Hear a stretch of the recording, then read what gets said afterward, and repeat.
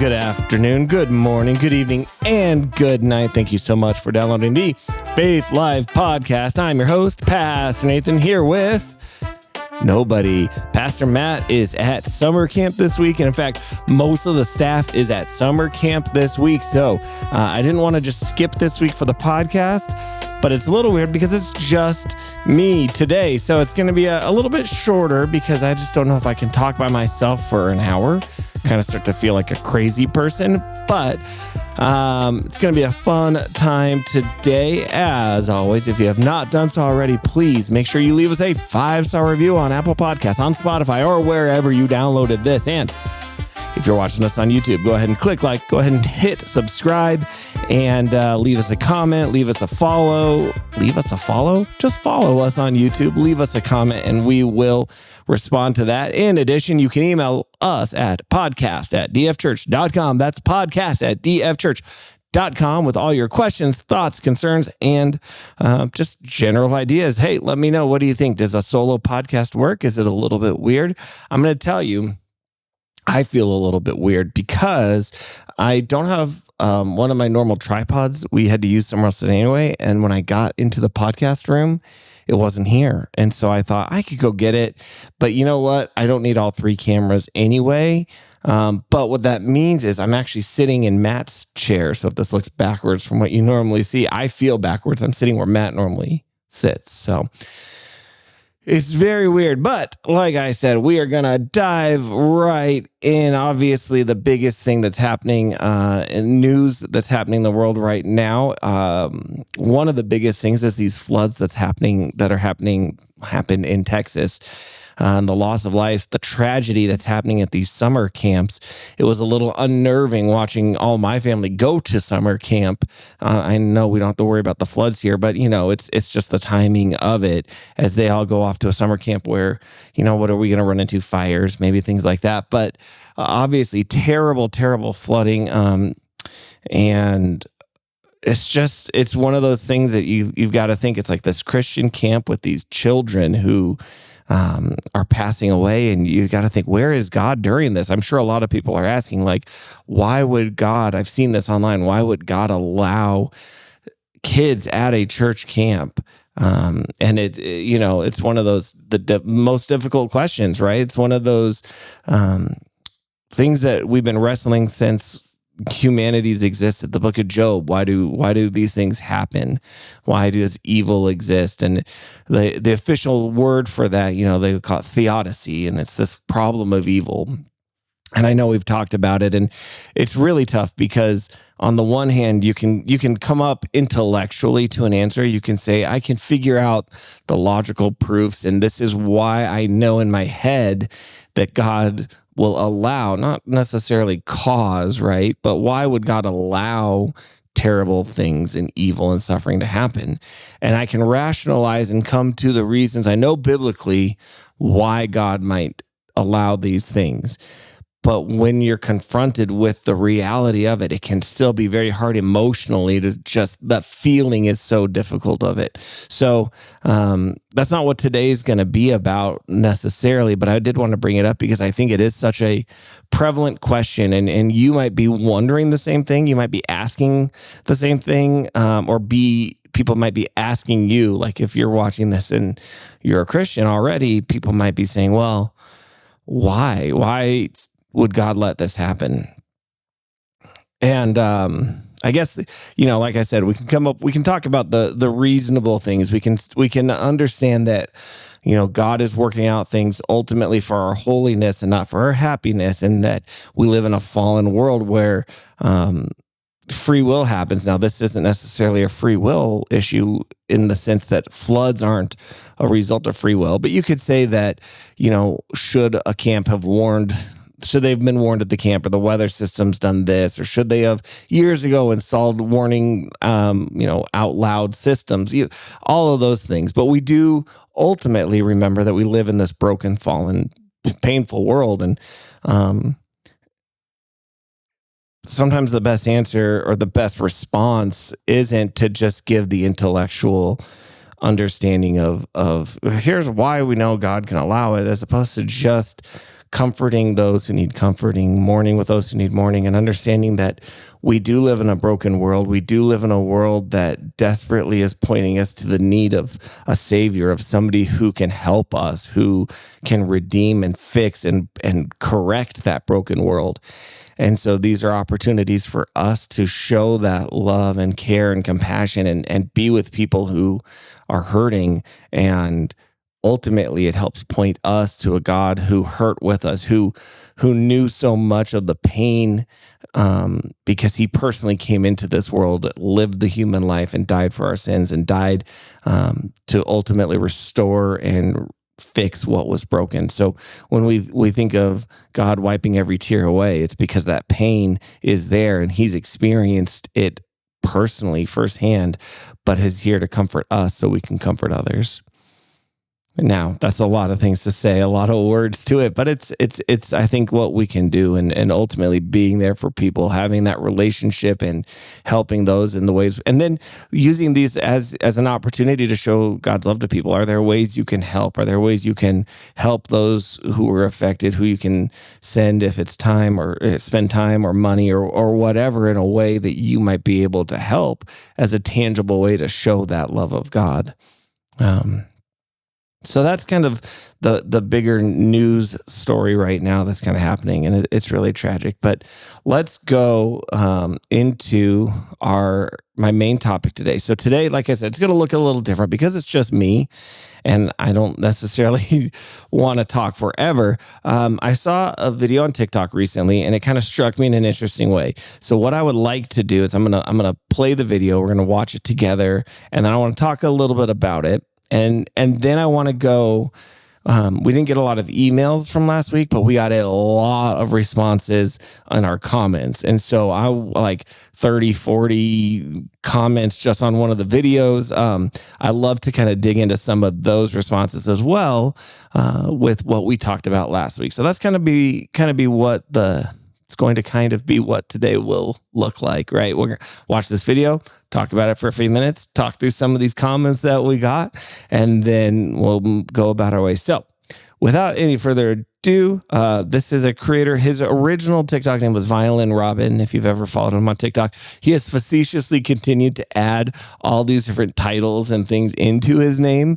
It kind of cracks me up, and I think that's the point. It's the joke of it is like all these like superfluous titles into his name. But I thought what he had to say was interesting and not in a way that I had necessarily often thought of it. So I'm going to play that, then we will talk about it.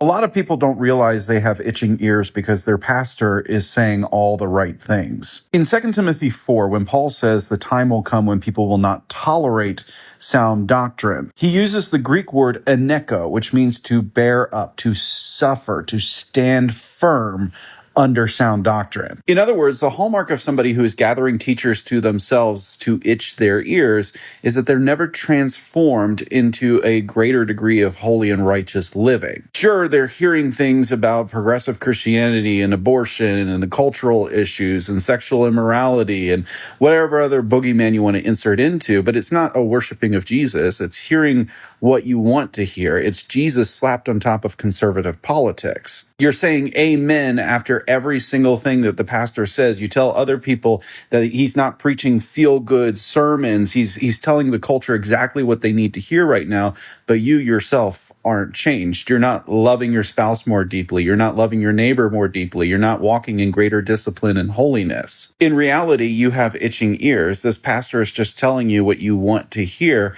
and it's scratching that itch and that desire that makes you feel like you're actually following God. So stop worrying about who has itching ears and look to whether or not what you are being taught is translating into a holy and righteous and disciplined walk with God.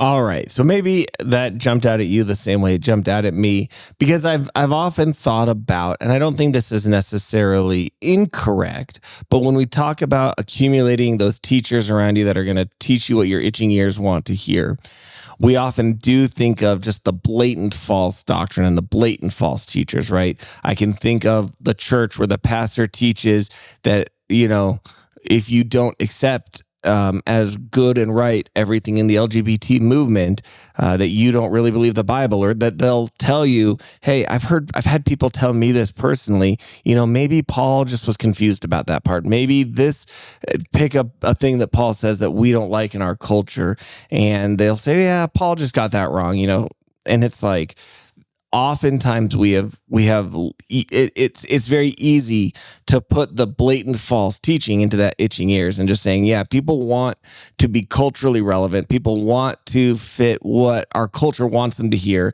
and will sacrifice the truth of the Bible for it.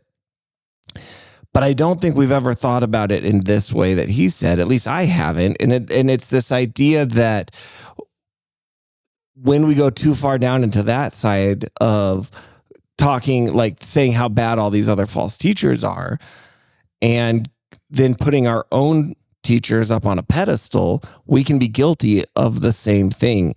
That's what he said here. It's like, when your teaching doesn't transform, when the teaching you're sitting under is not transforming you to look more like Jesus, then what is the point of it? Are we just guilty of finding a teacher that hits the things we want, whether it's conservative or liberal or politics in general, or anything? Pick a topic. If it's just the stuff you want to hear, even if you think it's something that's good, if it's not transforming you to look more like Jesus, is it something that's really good, or is it just what you want to hear? And I don't know about you, but that kind of struck me, because I've seen that kind of teaching. I've been that kind of person who says, well, we don't water down the Bible. We preach the wholeness of the scriptures. We take the XYZ stand, and not that those things are bad. It's not, obviously we want to teach the fullness of scripture. Obviously we want to not compromise on issues that matter. But I feel like we can make that in and of itself the thing that is just what we want to hear. And so again, I have to look at my life and say, do I look more like Jesus? The more I get into this thing where I say, yeah, we're preaching this, and we've got this Bible study, and we don't compromise, and we teach the Bible for what it is, and we teach the fullness of it. And does my life reflect Jesus, though, at the end of the day?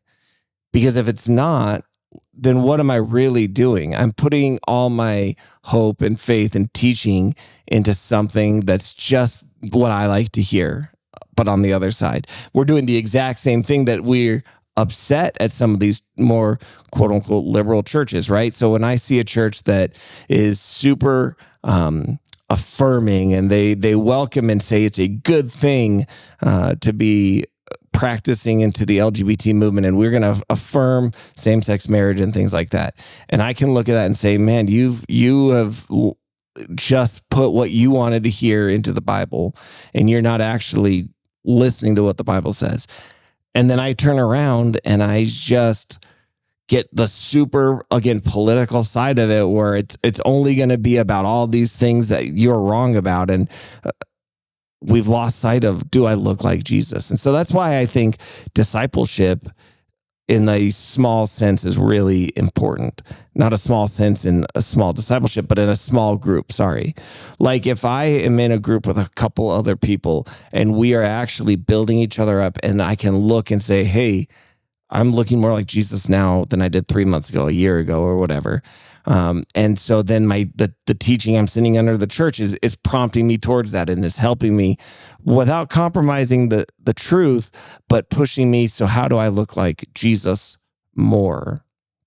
Instead of having pride in the high level of biblical literacy and scholarship that I have, and how much I've accumulated knowledge of the Bible. It's like Paul says, knowledge puffs up, but love builds up. Am I loving and looking like Jesus? And so if your response, as I kind of bring this up, is to be like, oh, you're compromising, oh, you're trying to say we should be XYZ, then you're not getting the point. You're not listening. I think the point is this internal check to yourself. And that might be, what am I doing to be more discipled? That might be, what am I doing to make sure I'm not just getting what I want to hear?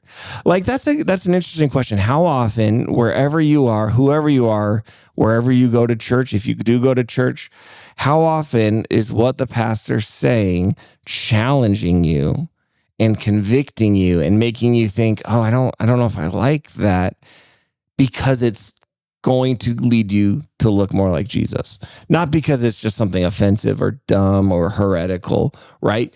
But it is what you are learning, and is what happens on a sermon something that challenges you, convicts you, and makes you go home and think, I got to think about something, or I got to course correct a little bit. Something that's happening here is not gelling up with how I've lived my life. Because if that's never happening, if you are never challenged, you either think, A, you're already a perfect Christian and you're up to the level of Jesus already and nothing needs to change in your life, or you have a teacher that's not actually telling you anything you need to hear, but just what you want to hear. And that's a real dangerous thing to fall into, I think. I think we can really easily slip into that, even with good intentions, because we're so concerned on the really obvious and blatant misuse that we miss the more insidious and the little ways that can apply to us. I'm reminded of, in C.S. Lewis, he wrote a book called The Great Divorce. And there's this section where, and it's all about, this hypothetical heaven and hell trip. Like all these people who are in a bus in hell get to go on a trip one day to heaven and see, and in spite of all the things you could talk about with that, there's this section where there's these people who are kind of walking up to heaven, and they've got this opportunity to accept God. And it's kind of a metaphor for like all of us in our lives, where the things that we can do to either accept God and move towards him or not.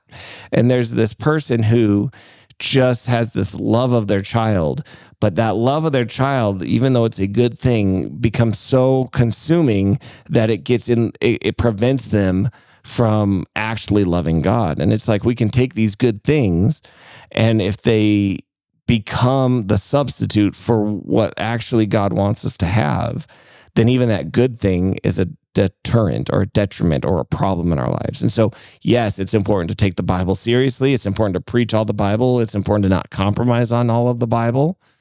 All of that is true. But at the same time, if we've gotten so far into our proud knowledge of the Bible that we're now disdainfully looking down at anybody else who doesn't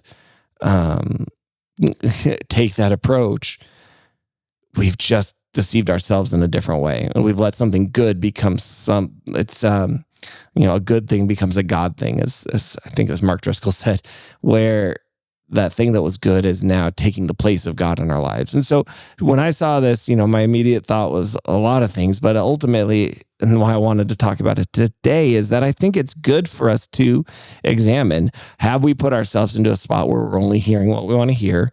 Can you honestly say, I've seen, here's the character of Jesus, and I'm closer now than I was a year ago? And if we're not, can we be honest enough and humble enough with ourselves and the ability for me or you to say, I need to make a change. I need to change and figure out whatever it is. I need to spend some time with God and ask him to reveal what it is, because I don't know. I just know that could be it too. Like it might be, I don't look more like Jesus, and I don't know why I don't. And so maybe that's going to be the encouragement, is to spend some time with God of like, what do I need to change? What's in my life that's actually preventing me from looking more like you? And so my other encouragement with that is then, if you are not in some sort of intentional discipling relationship, find a way to do that. Because how are we ever going to actually learn and become disciples if we are not actually actively doing that? Like, that's not going to happen. I think about it like any, disciple, it's a discipline, it's things like that. I know, and let's go with the example in my life. I know I need to exercise more. I know I need to be healthier.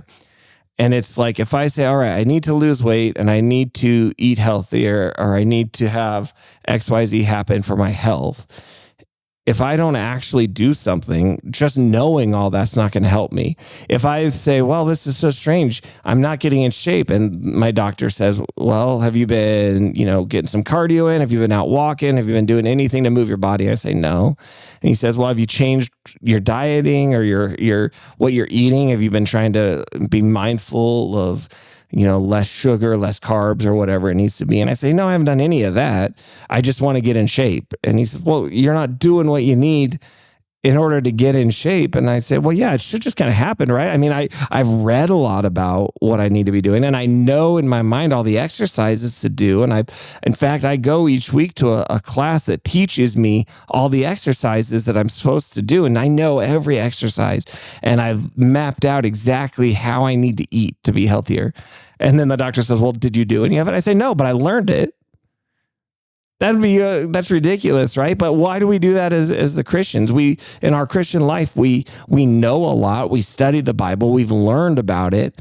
But are we actually disciplining ourselves in the different things that we need to do? Are we spending time in the Bible reading it? Are we spending time in prayer with God? Are we evangelizing? Are we loving? Like, are all the different components of what it looks like to be a disciple, if those aren't happening, and it's all just in theory, of course we're never getting anywhere. So it's like, what can you do to actually become a disciple? Because that's ultimately what we're called to do, right? What does Jesus tell us? Go into the world and make disciples of all nations. It's not converts. It's not go and make church attenders. It's not go and make everybody who looks and follows a certain set of rules and attends a church once a week and makes, a good tithe donation to their church. That's not what Jesus says to do. He says, go to make disciples. And that's ultimately our calling as a Christian, is I need to be a disciple who's now making disciples. Who makes disciples? It's that self-generating. That's the, disciples who make disciples who make disciples. That's what grows the kingdom of God. And ultimately, that's what we're tasked to do. So again, as the ultimate thing about this was, are you just comfortable learning and sitting under somebody who teaches you what you want? Or are you being challenged and changed to look more like Jesus? And if not, you need to make a change in something. And that's between you and God, but don't be content to be stagnant where you are. And if you are not moving, change something. That's it. So let me know. Email us, podcast@dfchurch.com. You can comment on the video. You can email us right there.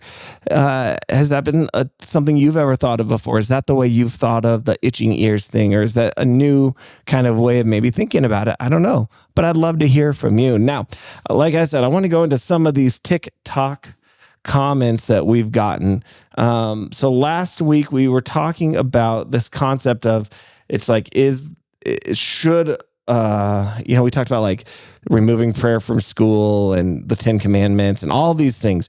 And what was really funny is I thought for sure when we put this type of thing out, the biggest pushback we would get would be from other Christians, because ultimately we kind of said it's not up to the school to be the one to teach your kids about God. And putting prayer in school doesn't do much other than cause a bunch of behavioral modification. Because so often I think us, again, in the church, we just think, oh yeah, that was the problem. We took prayer to schools and that's where all the problems started. It's like, well, no, prayer in schools just forced people to behave like Christians, but it didn't change the heart. It's what we're just talking about. Did it make people look more like Jesus? No, I don't think it did. It just forced an outward modification that said, culturally, you're supposed to go to church. It doesn't matter what you believe. It doesn't matter what's in your heart. Just say a prayer and show up on Sunday. It's like, that's missing the point. And a lot of the problems we have is because we've created this artificial veneer of Christianity that we apply to everybody in our society without actually changing the hearts. And so what do we think is going to happen? We've got all exterior and no actual roots of as soon as something happens, it's just going to blow away.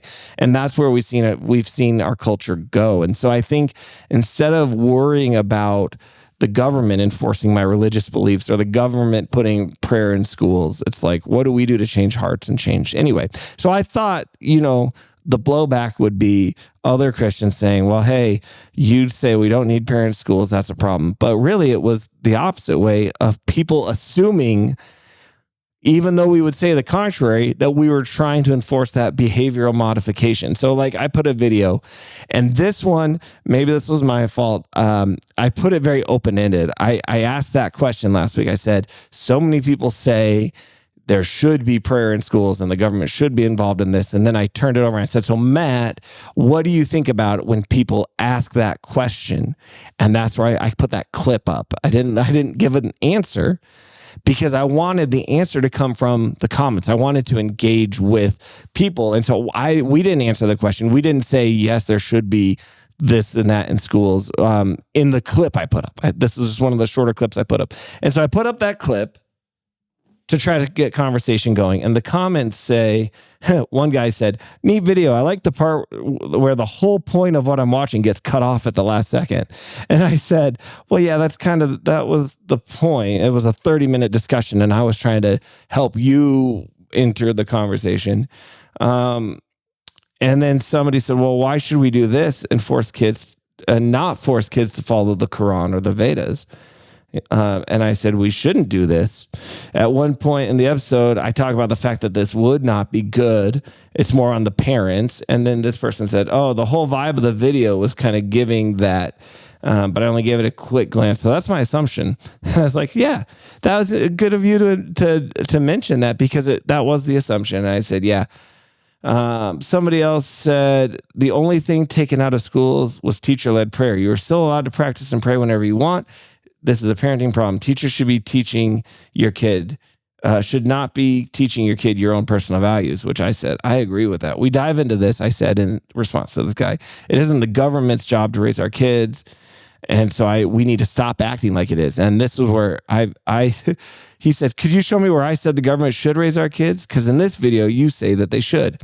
And so I apologize. I said, the way that comment was phrased of mine was I wasn't saying that you were saying that. I was saying that that's what people say. And I mentioned that, and I didn't get a response. One person said, the problem is that religion is a part of the country, period. And I don't know. That was a little bit weird. One that I thought was great. This guy said, well, he was very frustrated. He said, they just let anyone have podcast equipment these days. And he was really thought we were dumb. And I said, crazy. People can have opinions and they sometimes are different than yours. What a terrible world we live in, obviously. Maybe that was a little bit snarky. Is that a little bit snarky? Email me, podcast@dfchurch.com. If you need to call me out for being too snarky, I am open to that because I was just annoyed. I'm going to be honest. That was a little snarky probably. But I said, yeah, crazy. And he said, please, you don't care about having different opinions. Brother, you are on here advocating for forcing yours onto 400 million other people. I love groupthink and want everyone indoctrinated into my views. And I said, where did we advocate forcing anything on 400 million people? And his response was, well, I deleted my reply. Haha, just goes to show you don't really want other opinions. And I said, what? You didn't even listen to what we were saying. You immediately assumed maybe what we were saying and then accused me of not wanting to hear other opinions and then deleted your comment when it was shown to be wrong. And then he never said anything back. Then this one I thought was interesting because, all right, so some of these, a lot of them, people assumed that when we started asking the question, what do you think? Should prayer be in public schools? That our answer was yes, of course it should be. People assumed that answer. And so a lot of these comments were a response to what they assumed our point of view was instead of what we actually were saying. I found that interesting. One person said this one I liked. I thought this was great. This person said, recommendation. This isn't an effective segment of your podcast to highlight. It may be helpful to get a little bit of response to the question to be a hook. I think this editing evoked a lot of agitation in me to a degree I would just flat out avoid the content if this was consistently like this. It's not really good first impression. Sorry for the harsh critique. I said, thanks for the feedback. I wanted to bring the conversation up. And while we answered on the podcast, I wanted to make it an open question. I know real discussion is rare online, but I thought it would be an interesting start at least. Thanks. And he said, "Oh, I see your intention. Thank you for taking my comment better." And I said, "Thank you as well." Civil dialogue of differing opinions can happen online. That should give us all a little bit of hope right there. Or that might be one of those hidden signs of the end times that we're not aware of, because I was shocked that we were actually able to have a little bit of a back and forth, understand each other's position, and come away politely. Like, has that ever happened? Is this like something that can this go in the Guinness Book of World Records for like an actual polite civil conversation of disagreeing people online? I don't know. That one blew my mind. Somebody else said the world would be much better without religion. I said, how? And they said it serves no purpose beyond taking advantage of others. I mean, I could do a whole episode on that. Like, what has religion brought to the world?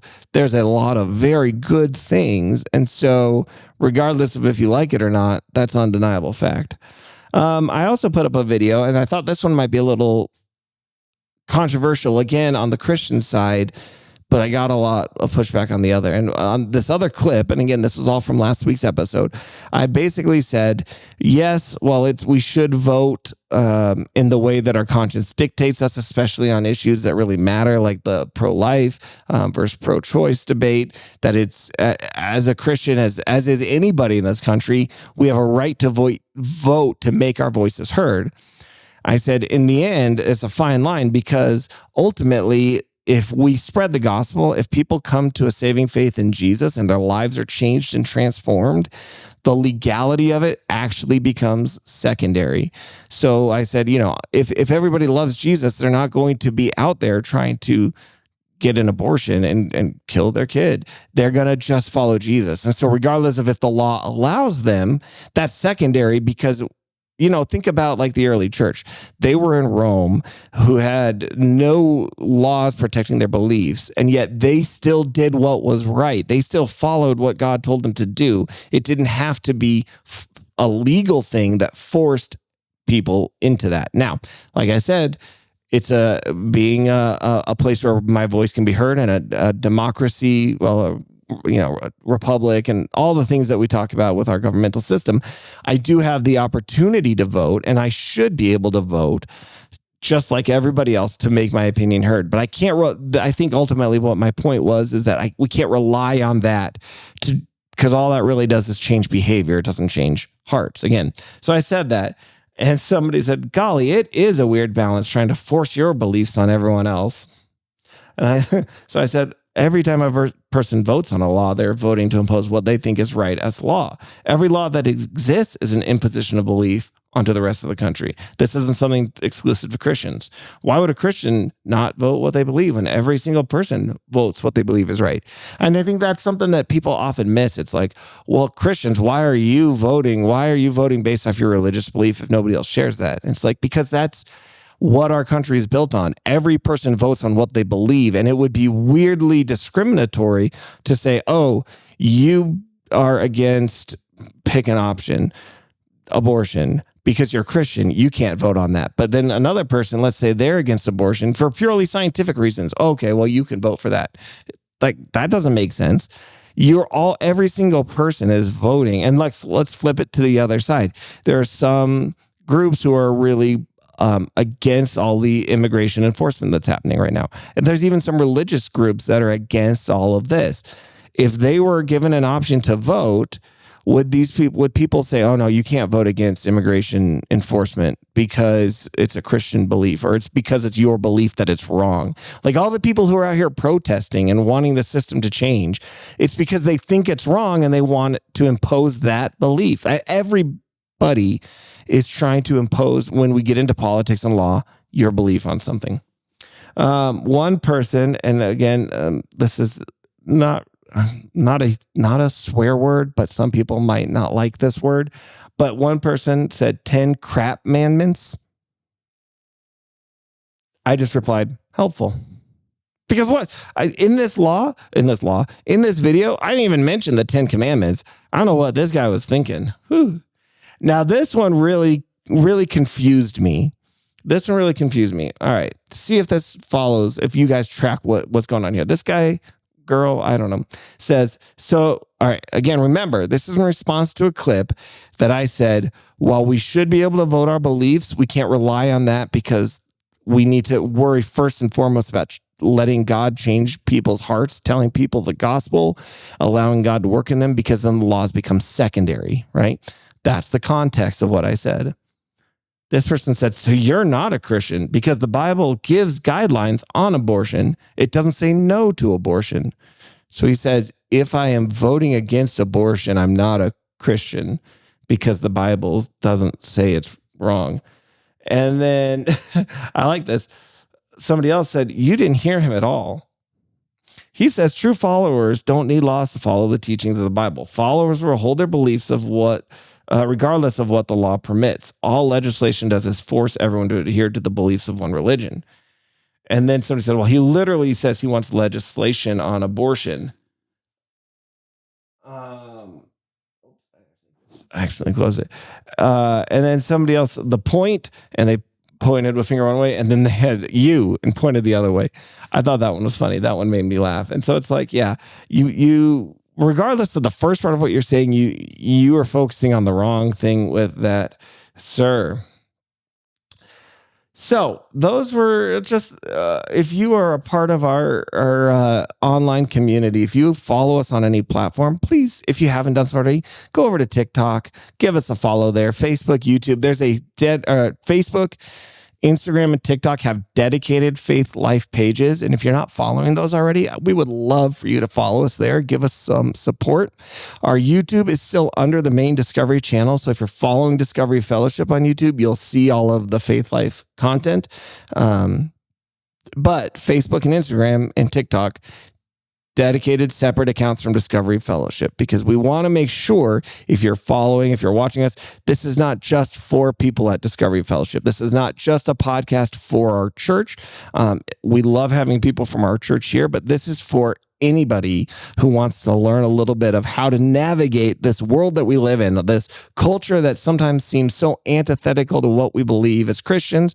And so this podcast really exists for you as a Christian, first and foremost, to maybe get some thoughts and concepts, maybe things you haven't heard of in another way, as we try to navigate what it looks like to live out our faith in a culture that's against us. And also, this podcast is for people who maybe don't have faith, who aren't Christians yet, who are just interested in what a Christian would say with regards to current issues and things that are happening. So whoever you are, however you found us, we're so glad you're here. And we would love for you to join us in this journey through life as we try to look a little bit more like Jesus and help you take that next step as well.